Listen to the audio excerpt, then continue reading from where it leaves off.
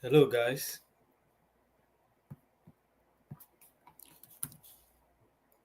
Can we try and join through StreamYard if that is okay, so that we can be able to participate?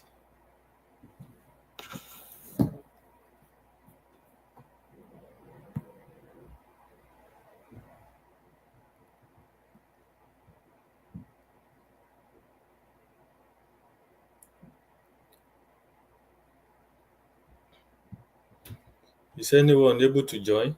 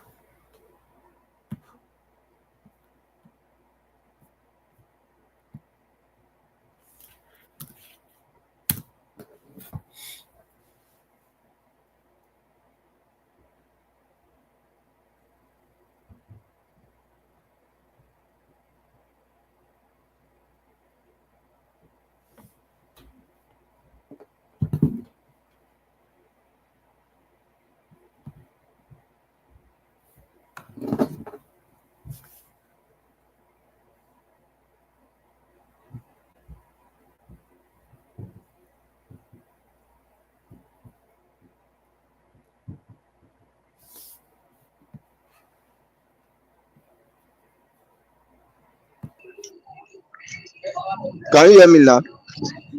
Yeah, I can hear you. I can hear you. Yeah, yeah, yeah.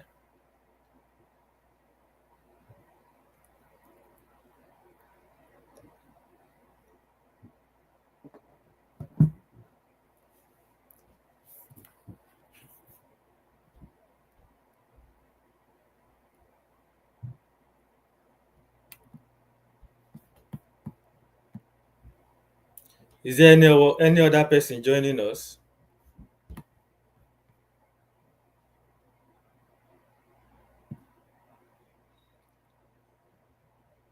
Do we have anyone else joining us?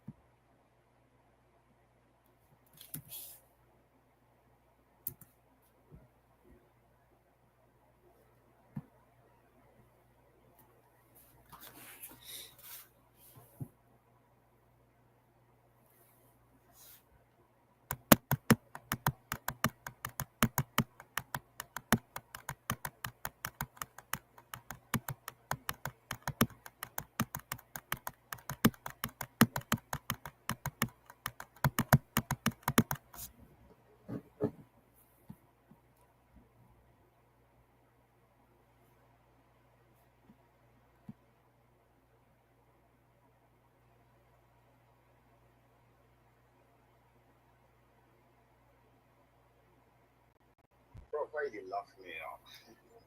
This song kọ́ ó dẹ̀ rẹ́rìn. Ṣé ọ̀rọ̀ tí mo sọ yẹ kó parí lẹ́rìn?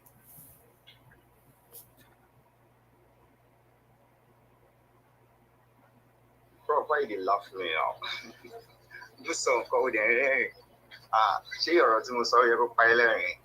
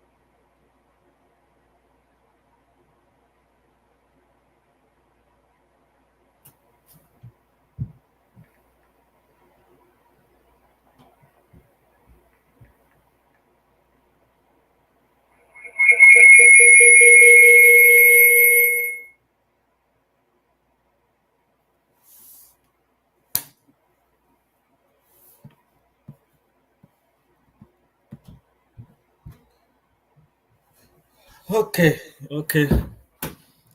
Good afternoon, good evening, everyone. I think we are, trying to wait for some other people who might likely want to join this session. And I'm happy to be here. I'm very sorry for not joining on time.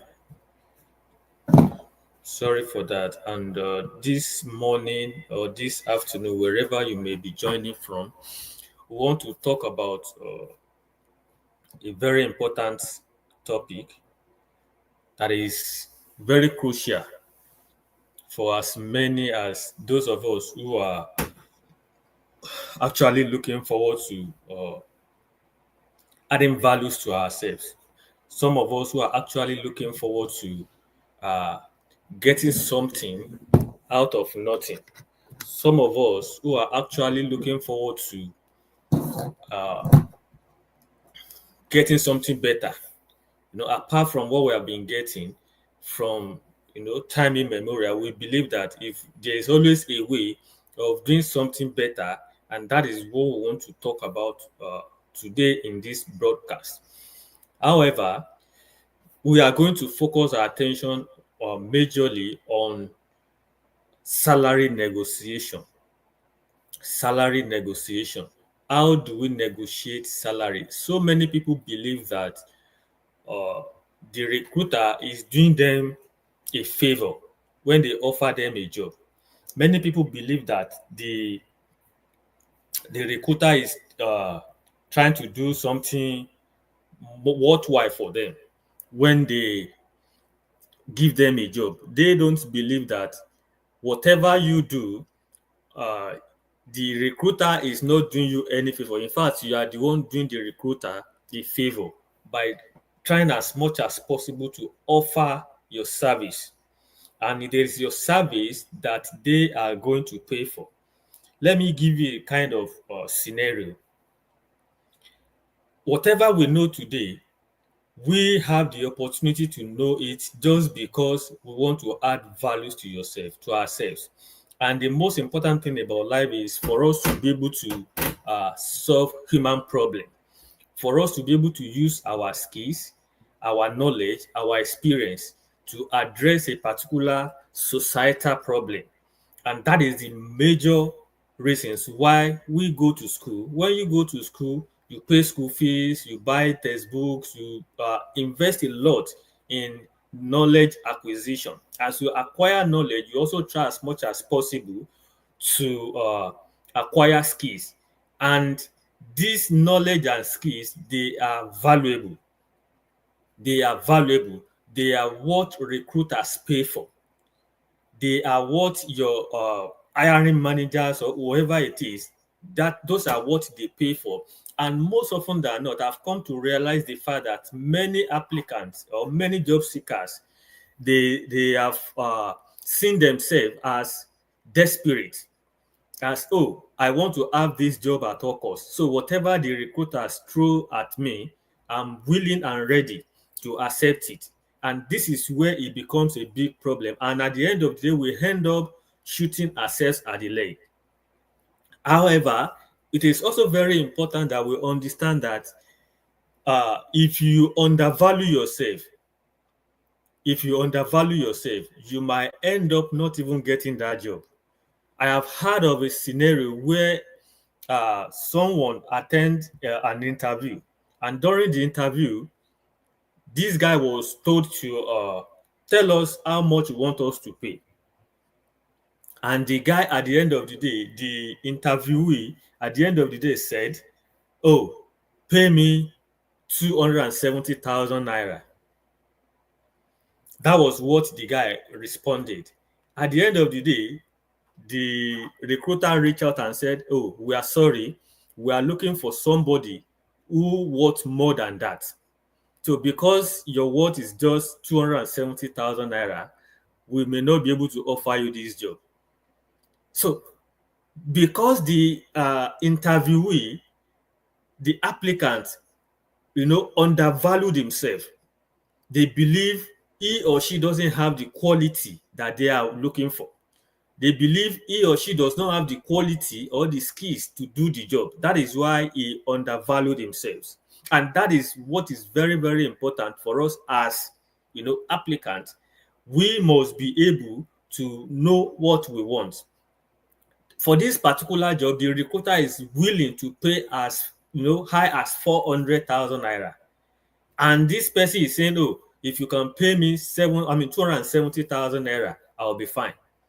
So based on this, the recruiter understood that, oh, this person may not be able to do this job, may not be having the required quality or skills to be able to do this job. And this is the reason why this session is very important for us as applicants. So I'm going to be sharing my screen with us so that we'll be able to learn from what I've put together in this session. So let's go with me. Yeah, interview. I think it's this.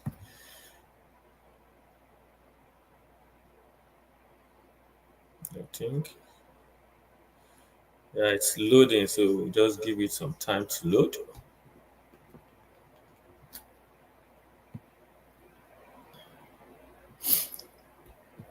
So while the file is loading, if you have any comment, you can drop in the comment section, and also you can do it to share for some other people to join us as we go ahead in this crusade.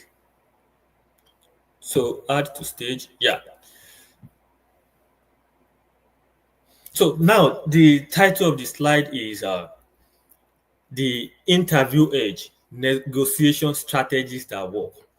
We want to be exposing ourselves to that strategy that we can employ in order to ensure that we get the best out of our whatever engagement we are having with our recruiters. So that is what we are going to be doing today. So the second slide says why negotiation matters. Why does negotiation matter? The first thing is that some people don't even know that they can negotiate their salary.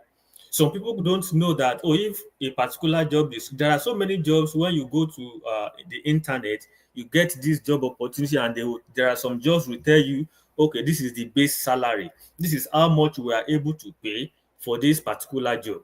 Why some will not tell you how much they want to pay? Not all job adverts, explains or presents how much they want to pay. But you as an applicant, you must have done your due diligence. You must have been able to research the company in order to understand how much they want to pay for that particular job, and also how much do you want. So by so doing, it becomes it becomes very important for you as a person to be able to now know what you are going to charge or how much you are going to place on yourself. So the first reason why negotiation matters is it is crucial for job offer evaluations. It is very important for us to negotiate. Why? Because you want to evaluate what do I want and how much is the job able to pay me. How much am I able to pay? To accept. If the employer is saying, "No, I want to pay you $3,000 per month," and you are looking at it as, "Oh, I want more than this," and how are you able to understand that you want more than this? You are able to understand that you want more than this by doing your due diligence. So it is very, very important when you know what you want and you go into that interview with that mindset of somebody who knows, then it makes the evaluation of this job interview to be very, very easy and something that you can easily stay through. Then number two is impacts long-term career satisfaction. Don't let me lie to you. The major reason why every applicant look for job is to get something in return. And what is that thing that, please just give me 1 minute. Yeah. Okay. Yeah, my heater is becoming too hot for me to bear. So the major, like I was saying, the major reason why everybody looks for job is to get something in return. And what are those things? One, we are looking for job satisfaction. If this job is able to give me that satisfaction that I want, I think I'm able to take it. If there is what we call work-life balance in this job, I think I'm able to take it. Then another thing that is very important is the salary. How much is the job able to pay me? Which I think is one of the most important things that people actually look out for when accepting an offer. So it's, when you negotiate, it allows you to have a kind of long-term impact on your career satisfaction. You are able to say, oh, this job, because it's able to pay me XYZ salary, I think I am satisfied. And that is why you see some people, they stay with an employer for, ages. Why? Because there is what we call long-term career satisfaction. One, how do you ensure you have career satisfaction in terms of the salary payment, in terms of work-life balance, in terms of the relationship that the company is able to provide, in terms of, is it a kind of company that allows diversity? Are you able to develop on the job? So there are so many jobs that, aside from the salary, there are many other perks that come with the job. Something like career development, something like going on holidays, something like being able, maybe giving you one day to volunteer with some other companies, something like maternal or paternal leave. There are some companies, when you as a man, when you just, maybe your wife just put to bed, they give you some months or some days off to go and, bond with your newborn. So these are some of the things that come with, job satisfaction, and you are able to get this during negotiation. The next one says demonstrate confidence and preparedness. How do we mean by this? If you are somebody, maybe they ask you, how much do you think we should pay you? And you just mention a particular value, a particular figure.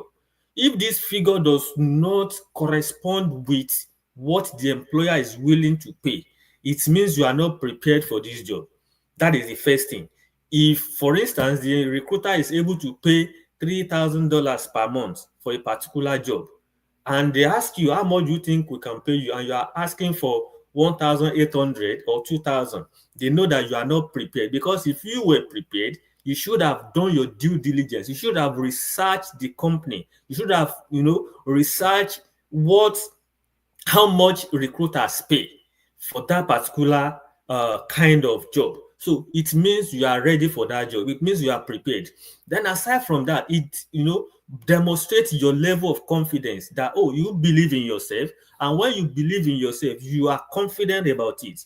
You are confident about your skills, what you have to offer. And that allows you to be able to place a good price on yourself. That is very, very important. Then the third one is understanding the employer's perspective. What does the employer expect from you? And what are they able to offer? The first one is employers expect negotiation, but most often than not, we applicants, we don't want to negotiate. We don't even know that it is, our right to negotiate. So, and at the end of the day, some employers, they will, some of us will shoot ourselves at the leg. Why? Because we refuse to negotiate. So some recruiters will underpay us. They will underpay us. Why? Because we don't know our right. So during interview session or whatever session you have, the employers are expecting you to negotiate your salary. At the end of the day, you have to talk about, after you have spoken about your interests, your skill, your knowledge, and your experience, then you have asked them questions. It is also very important to know how much are they able to pay and if there is room for you to negotiate. There have been a lot of series or a lot of cases where because people negotiate, they are able to even earn higher than what the recruiter is able to pay.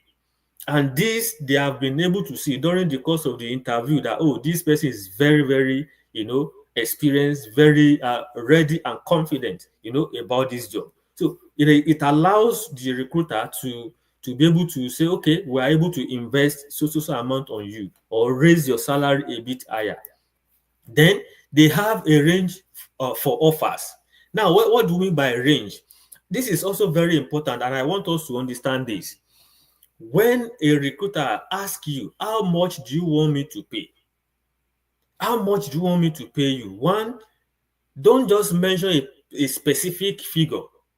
Let's say, for instance, you are not too sure about how much, but having done your research, you believe that for that particular role, the salary for that role is around, let me say, 500,000 naira per month, as the case may be. Maybe we're talking about Nigerian perspective, but you are not too sure. So what you are going to do is you also give them a range, because the recruiter has a range already that they are working with.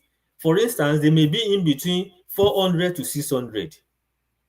So they want you to fall inside this bracket. So if they now ask you, how much do you want us to pay? And you say, okay, you can pay me, I think I want around 400K. That means the recruiter will be having 200,000 naira left in their coffers. That means they have been able to save 200,000 naira because you mentioned 400. But if you say, okay, you can pay me between 400, 500 to 600,000 naira. So you have already left the recruiters thinking, wondering, even if they are going to reduce or short you, they won't pay you 400. They can end up paying you 500 or 600. So they also have a range for that salary. Some recruiters will have a range of 3 different salary circle that they want to offer. So it now depends on how much you can negotiate. Then the third one is you appear more valuable when prepared. That is very important. When you prepare for salary negotiation, it makes the recruiter know that, oh, this person actually knows their worth. This person actually know their right. And by so doing, it means you are prepared for that job, because you know the onions, you know what the requirement for that job is, and you know what the recruiter is also able to offer. So that is also very important. Then we move on to the next slide, which says know your value. Know your value. So many applicants don't even know how much they worth. They don't know how much their skills worth. Every skill you have has a certain worth. Your certificate, your qualification has a worth. If you are an undergraduate, you have a worth. If you hold a bachelor's degree or a master's degree, you have a worth. Aside from that, your relevant years of experience has a worth. So you cannot be saying, oh, because you are desperate, you just want to get any job and any salary and you move on with life. No, you must know your value, irrespective of the fact that you are desperately looking for a job, irrespective of the fact that you actually want that job badly. You still must ensure that you know how much you want in the market. And the first thing is research market rate for your role. You, for instance, you are applying for the role of project manager, and at the end of the day, you did not research ahead. You don't even know how much a project manager. And don't forget, we have different types of project manager. We have the entry level, we have the mid, level, and we have the senior level. So you must be able to look at your experience. Maybe you don't have any experience. You fall at the category of the entry level. Aside from that, you know that your salary will be a little bit below the mid-level salary or experienced staff. So if you have like 2-3 years experience, you should be at the mid-level. And if your experience is over 5 years, then you should be aiming at senior level. So with that, you'll be able to categorize your salary. You'll be able to know that this is how much you want as a mid-level worker or as a senior level worker. Then it allows you to be able to know how much you are expecting from your employer. But if you refuse to do your research, then your value becomes diminished. Then also consider your unique skills and experience. This is very, very important. You are not only going there with your certificates, you are not only going there with your credentials, you are going there with different experience, different skills relevant to that job. But if you refuse to consider all these things, oh, I've been working in the banking sector for the past 8 years, and now you are applying for another job, then you should be aiming at a senior level role. And what are some of the skills that you have acquired in your role? Maybe as a project manager over the years, you have been able to work on numerous projects with success rate. These are skills, these are experience that are, that align perfectly with the role you are applying for. Then what are some of the hard skills? You are able to use different tools. You are able to use different software, different machines in carrying out your daily activities as a project manager. These are what employers pay for. As a project manager, you know how to use the Microsoft project, you know how to use Jira, you know how to use Monte Carlo to perform risk management analysis. You know how to use Primavera, you know how to use different tools, Smartsheet, Jira, Confluence, and all that. These are valuable skills that recruiters want to put their money on. You know how to use all those skills. These are what recruiters want to put their money on. They want to ensure that, yes, you are somebody that has experience. And that is why you need to consider this as you plan, as you try to know the value of what you have. Then use data from sites like Glassdoor or Payscale. These sites are very good. They will give you an idea of what your salary should be.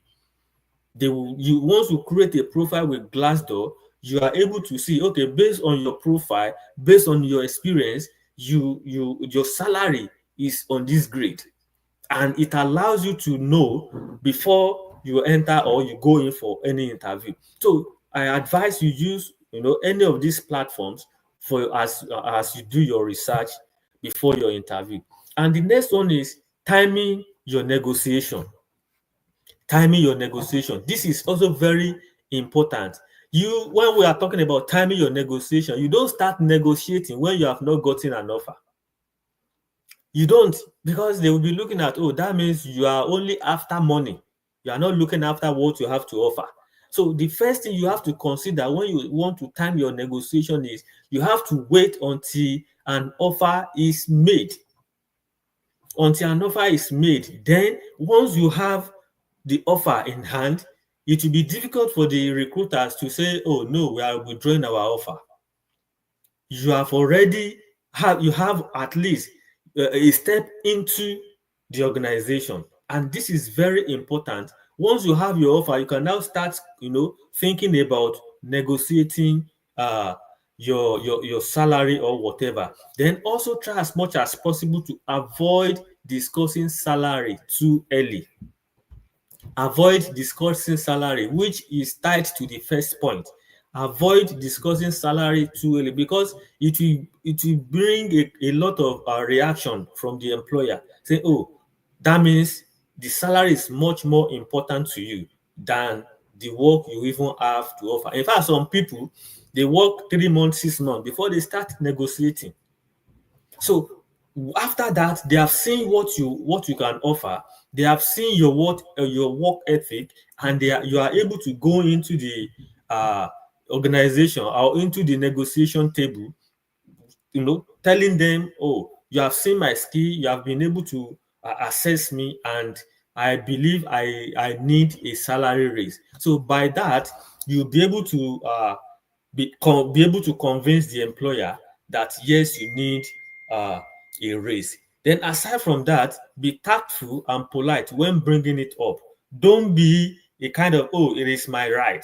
I know my right, and I believe you should pay me higher than you do. So you have to be polite when you do that. Then the next thing we need to consider is the language that works. Some of us, we don't use the appropriate language when negotiating.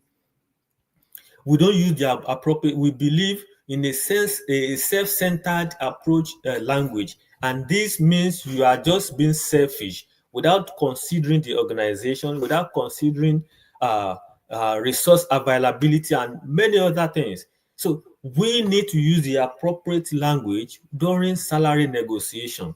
And first, number one, you must consider or use a collaborative tone.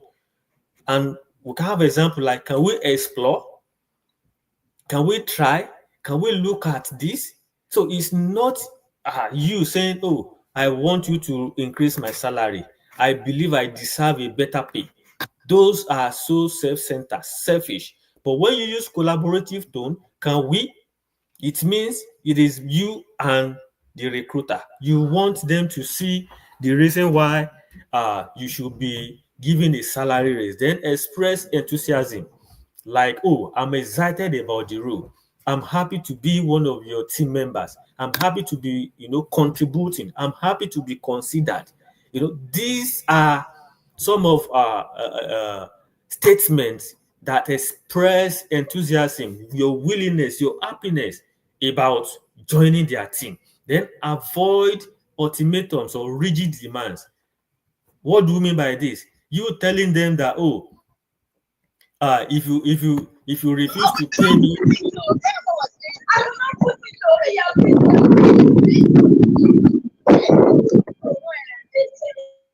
Hello. Okay. So avoid giving a kind of ultimatum or rigid demands. How do I mean by this? You telling your recruiter that by the end of this month, if my salary is not increased, I will resign, or I will leave your job, or I will not put in my effort. Those are rigid demands. Those are rigid demands. And it is very, very important that we try as much as possible to avoid such language. Then the next one is you have to practice your pitch. Before you go into that negotiation table, you have to rehearse very well. You have to practice. What do I want to say? How do I want to say it? Who are my audience? These are very, very key because if you fail to plan, you definitely plan to fail. And how do you mean? You rehearse with a friend or mentor, somebody who has experience in salary negotiation, or somebody who has experience in HR or human resource management. They know how to pitch your delivery. Then you have to be calm and confident about what you are saying. If you sound like you are not confident, it becomes difficult for the recruiter to take you seriously. Then the next one is have clear rationale for your request. Now, what do we mean by this? That is, you have to be sure of the reason why you are demanding for a negotiation. You have to have a concrete rationale. What is the reason?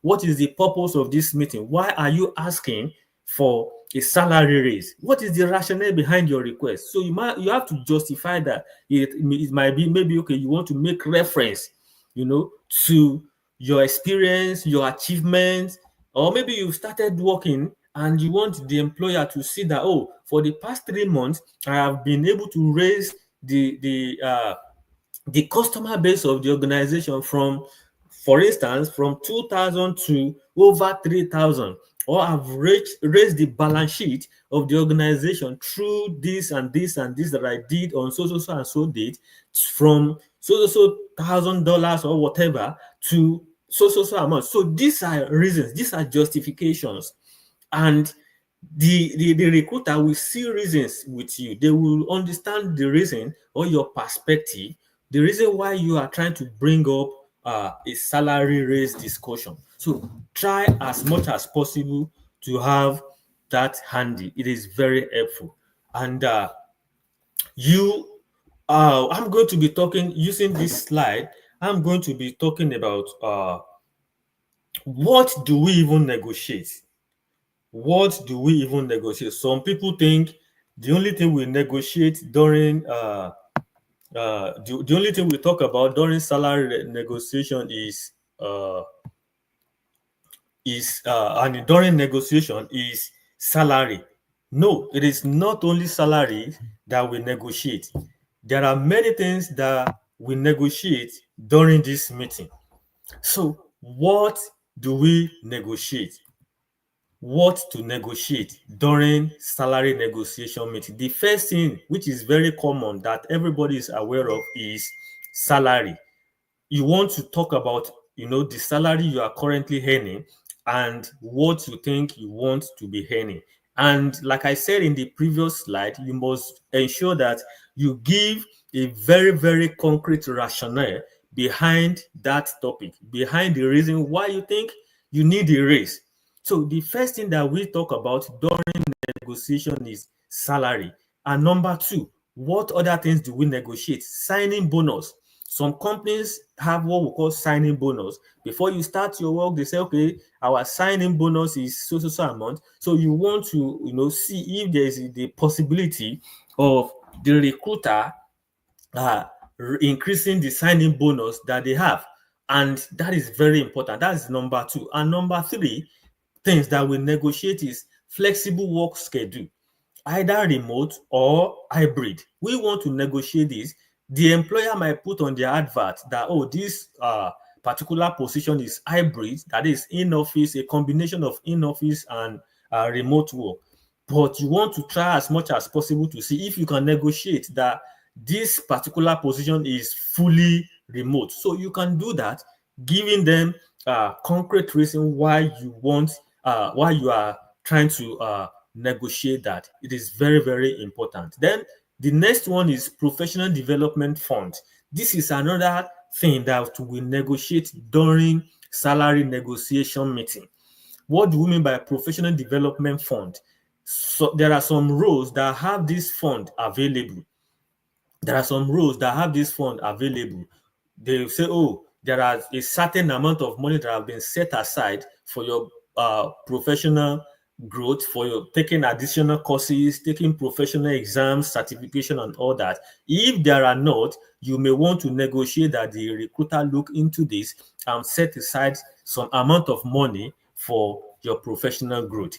This is very important to discuss during onboarding or whenever during the recruitment process.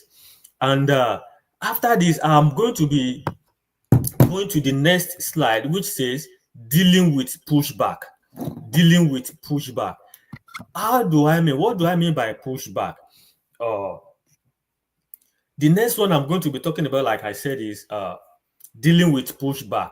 During salary negotiation meeting, don't expect that everything will go your way.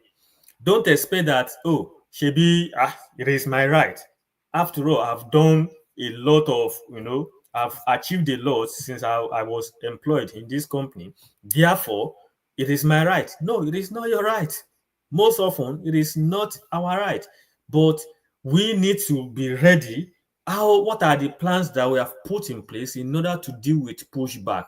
What if the recruiter says no to our request? So the first thing is we have to stay calm and respectful. Stay calm and respectful. What do I mean by staying back and staying calm and respectful?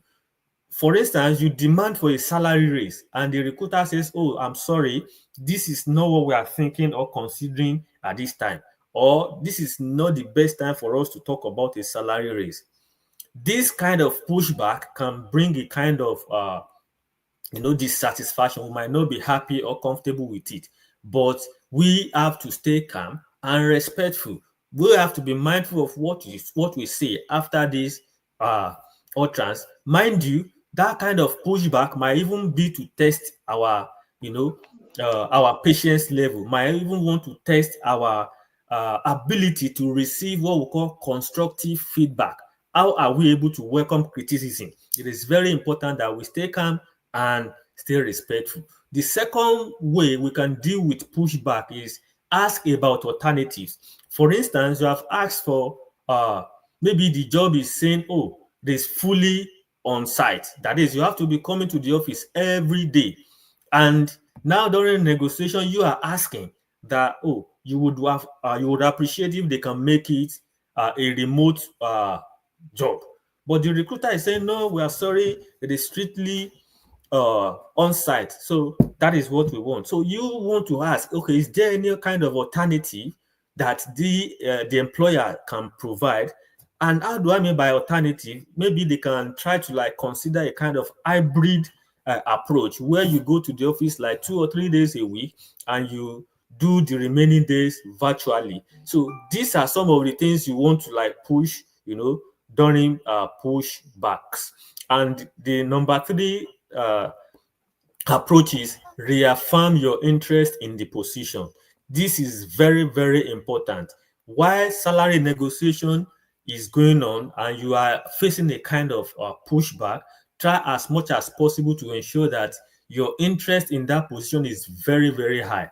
And you don't want to jeopardize that just because of salary negotiation pushback. So with this, the employer will understand that, oh, you have that interest at heart and you are willing, to see, give your best while negotiating.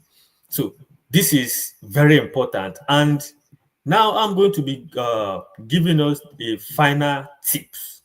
Final tips, What are the final tips? We have 3 of them here.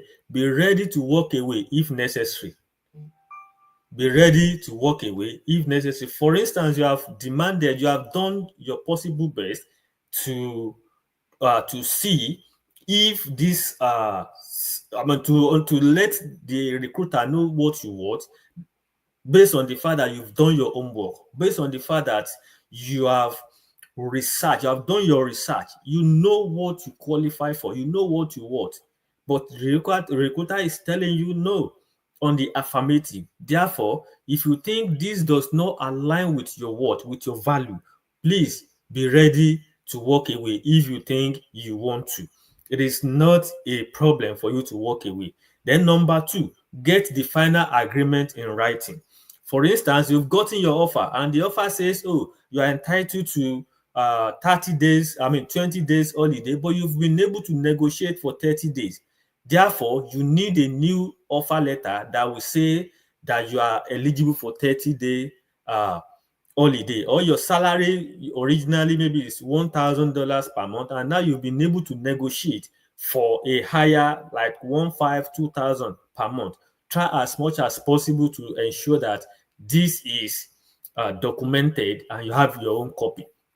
Then the last one is always express gratitude. No matter what comes out of your negotiation discussion, try as much as possible to stay positive while expressing appreciation, expressing gratitude. This goes a long way. It registers in the mind of the recruiter, telling them the kind of person that you are. And if they lose you, that they are going to lose a valuable team member.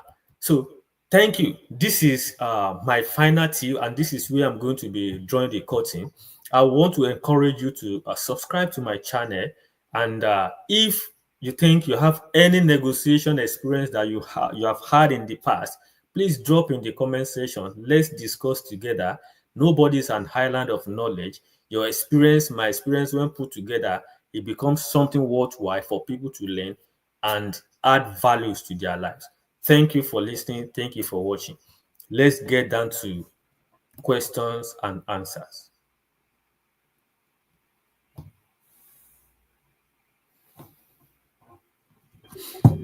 Sorry, sir. Can you hear me, sir? Yes, I can hear you. Sorry. I can hear you. Thank you for your time. Thank you for everything. This is a wonderful input from you. You're welcome. I say thank you for your time. Thank you for your input. This is a wonderful session from you. However, sorry, can you hear me? I can hear you, yes.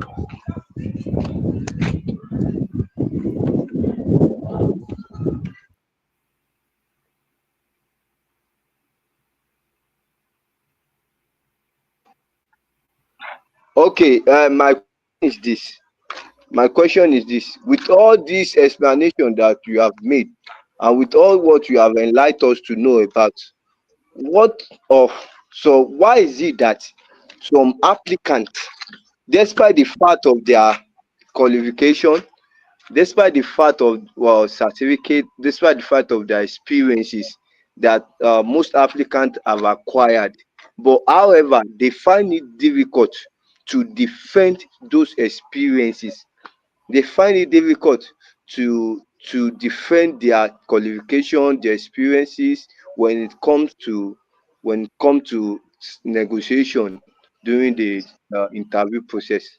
This is my question. Okay, thank you for that question. Some applicants find it difficult to defend or to let the recruiter know their worth, just because one, it might be due to lack of experience.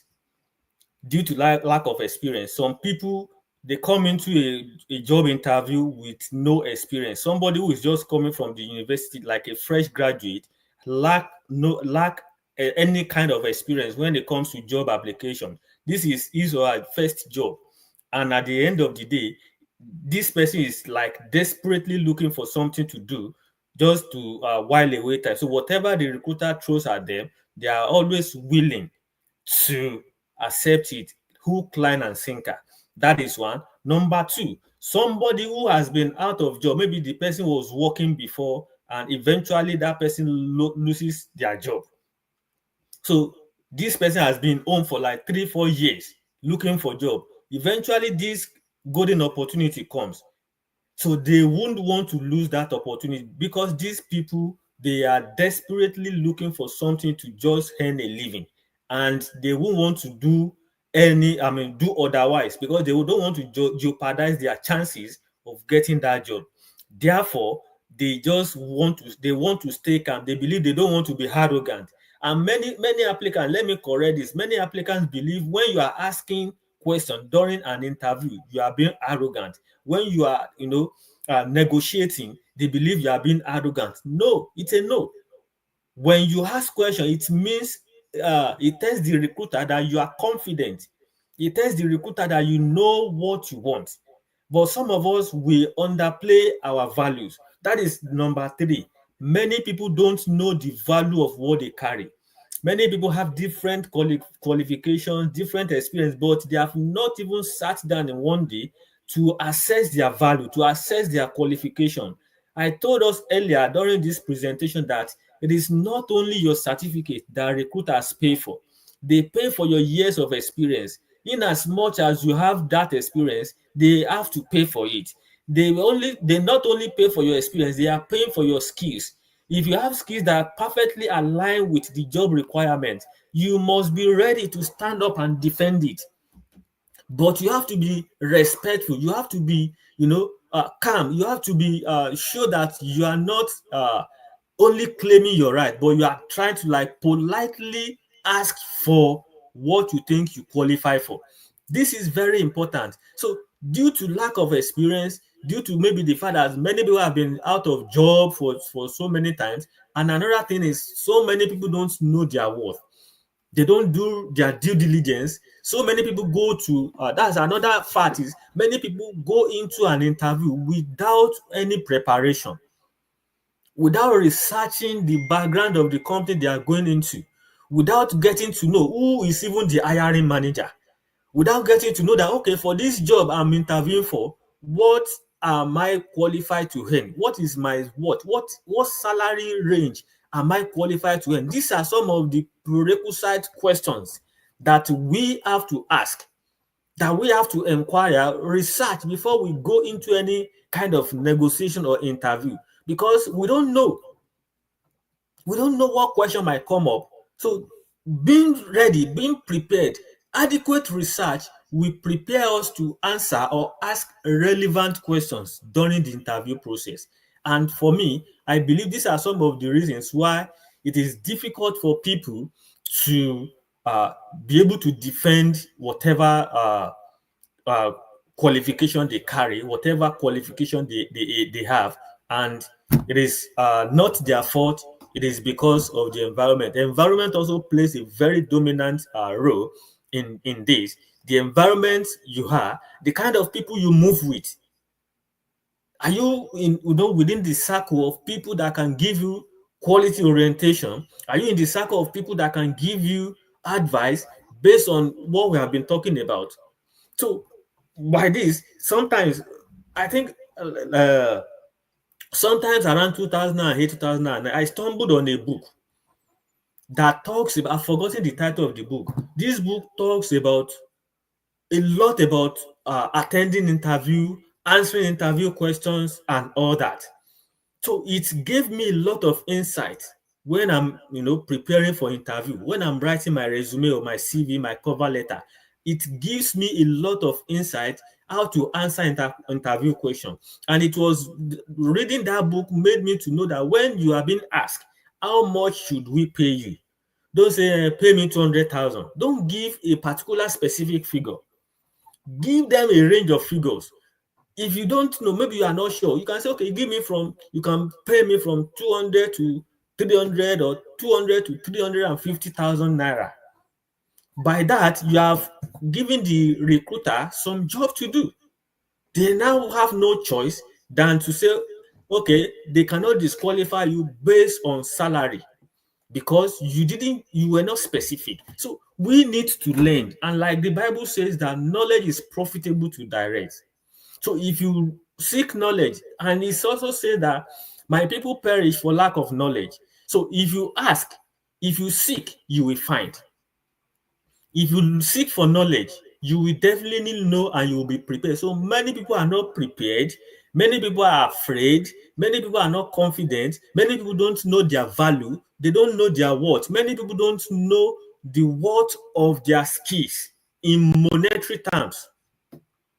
In monetary time, if you go online, go on ChatGPT, say ChatGPT, I have a 5 years experience in. Let me show you something. Let me show you something. I will stop presenting this to us now. Let me see if I can show us something. Share screen. Let me see. Okay. So I'm going to be showing us something on ChatGPT. And I think it might be useful. Just go on ChatGPT and say, I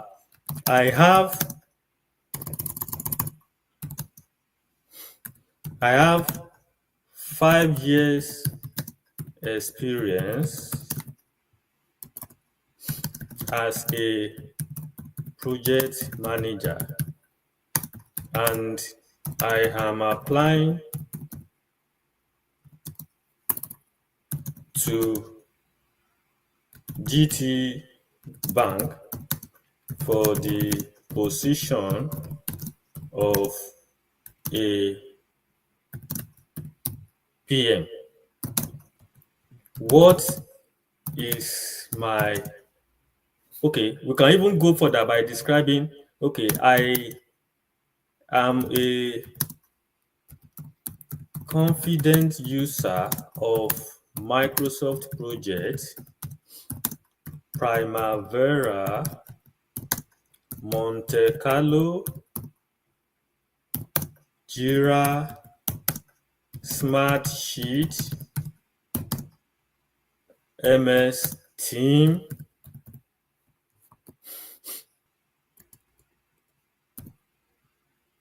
and I have, let me see, I have over 80% of the skills required by a PM. Now you want to say, what is my salary worth? So when you push this to ChatGPT, it will give you a kind of idea. Look at the question and look at the answer ChatGPT is giving us. See, that's a great question, and congratulations on your experience and skills. Your worth as a project manager with 5 years of experience, strong software proficiency with all this, and over 80% PM skills alignment is significant, especially in a reputable bank like Guaranteed Trust Bank. Now, estimated salary range in Nigeria GTB contest. Now, look at it. Level, mid-level PM, they earn 600 to 900,000. Then annual salary is about 7.2 to 10 million naira per annum. Senior PM, 1 to 1.5 million per month. That's 12 to 18 million per year. Then lead or strategic PM, that's the above, the Oga Patapata. So 1.2 to 2.2. And so with this, you have, this might not be like you know, the overall, a generic, but you have an understanding of what salary you should be looking at. Now, maybe as a 5 year, with somebody who has 5 years experience, you'll be looking at the mid-level PM role, and your salary should not be more than anything between 600 and 900. And this speaks to what I said earlier, that when you are being asked what you are to be paid, don't just say, oh, pay me 600,000 naira. If you say, oh, pay me 600,000, it means a lot. It either means you don't know what you want, or it means you are undercharging yourself, or it means that you are not qualified for that job. But if the recruiters believes in you and they know that you are qualified, that means they will be paying you 600,000. And here we are saying 600 to 900,000. So the remaining 300,000 will be in the bank's cover. So if you tell them, oh, how much should we be paying you? Say, oh, you can pay me between 600 and 900,000. So you have given them work to do. They will never pay you 600,000. They may rather pay you 900K or 850 or 800, which is still reasonable. So looking at this chart now, it gives us a kind of idea, of what to expect. Looking, it says GTB is known for competitive pay, especially for skilled professionals who add strategic value and drive initiative across departments. So what boosts your what? Now look at it. I said it earlier that when you have your skill, look at what ChatGPT is saying now. What is that thing that boosts your worth, my worth as a person? 2, proficiency. Knowing Primavera Monte Carlo simulation is rare. You see now, many people don't know this, but if you know it, it is useful in risk analysis, and project managers need it. So this boosts your value. Look at it. Number 2, banking experience, if applicable. If you have worked in the financial sector before, it's an asset. That's your experience. Certification, if you have PMP, it's going to add to your, then your soft skill, leadership, stakeholder management, and all that. So look at all these things that boost my worth now. There's nothing like bachelor's degree, master's, or PhD there. That tells you that how much you earn does not matter, or is not dependent on what bachelor or what certificate you carry. It is dependent on your skill, your knowledge, and what tools can you use. Then your years of experience. Now, he's giving us negotiation tip. If they ask for your salary expectation, then this is a kind of answer that you can give.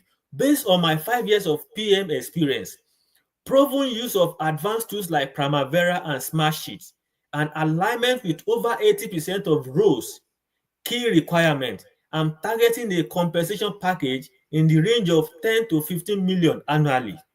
But I'm open to discussing a mutually rewarding package based on the full scope of my responsibility.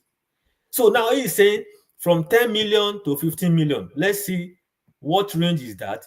That's a senior level. Or let's say middle level. That's 7.2 to 10.8. So that is, with this background, and you go into an interview, when they now ask you, oh, what should we pay you? You should not be short of what to say. You should not be short of what to say. It is going to give you an idea of how to negotiate and what your worth is when negotiating salary. So I don't know if I've answered your questions.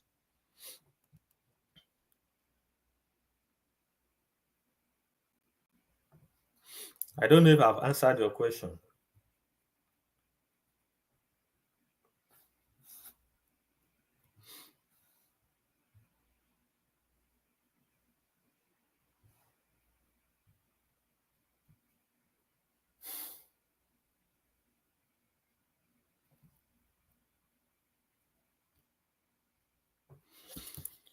Okay. Any other questions?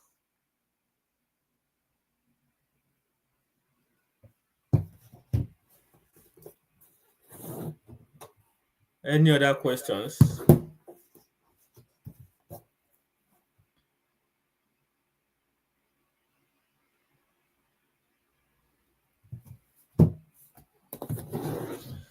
So, in the absence of any further questions,